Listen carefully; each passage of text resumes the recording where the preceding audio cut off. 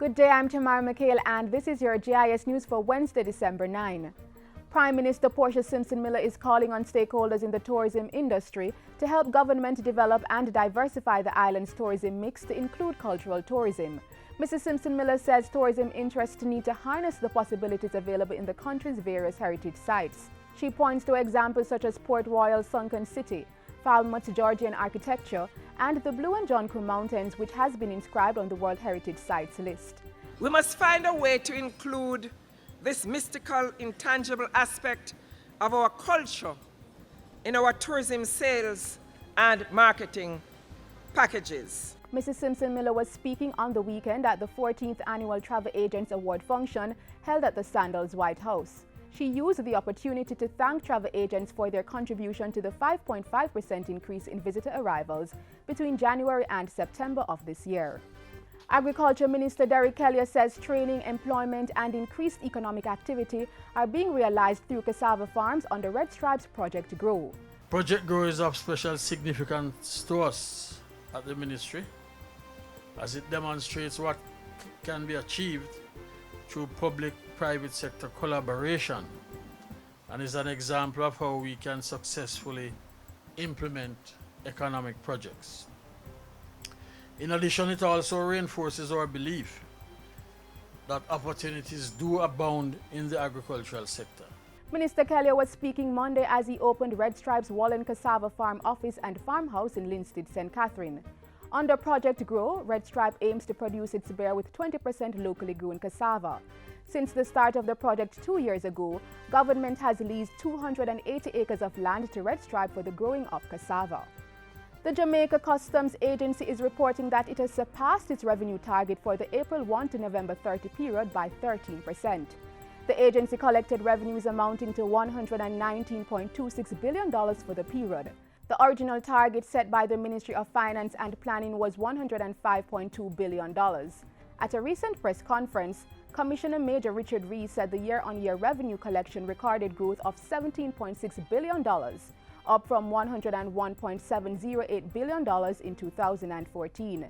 Major Rees says the increased collections are attributed to a realignment of the agency's strategies. He says petroleum products, motor vehicles, and cigarettes contributed to the revenue performance. The Breadnut Hill Primary School in St. Ann has received over $79,000 in donation from the Japanese government for major infrastructural upgrades. Here at Breadnut Hill Primary School, the foundation for the success will be well laid for every boy and girl student.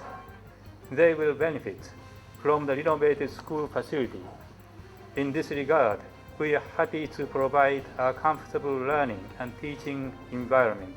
Contract signing for the work took place last Friday with Education Minister Reverend Ronald Thwaites and Youth Minister Lisa Hanna. This is just the kind of assistance that we need. And it is a special partnership with the Ministry of Education, because we can't easily find the money to do perimeter fencing and paving of schoolyards. But if we can get help from abroad, then we love to put their mickle with our muckle. The funding was made available as part of the Embassy of Japan's grassroots human security project. Also in St. Ann, 31 children from Freehill are now benefiting from a new basic school built by Food for the Poor. A Jamaica 50 legacy project, the Freehill Basic School was opened recently by Education Minister Reverend Ronald Thwaites. He underscored the importance of early childhood education. This is a period from age 3, indeed from birth right up to age 8, when their brains are developing, when their personalities are being formed, and when their future is being determined. And therefore the quality of education at the early childhood level is of extreme importance. The company's Office of Jamaica says it has had to suspend its express services for the next 3 to 4 weeks. Persons registering companies and businesses will, however, still be able to access the agency's regular 5 to 7 day turnaround time. Deputy Chief Executive Officer at the CoJ, Shelley Leon, has apologized for the disruption in the express services.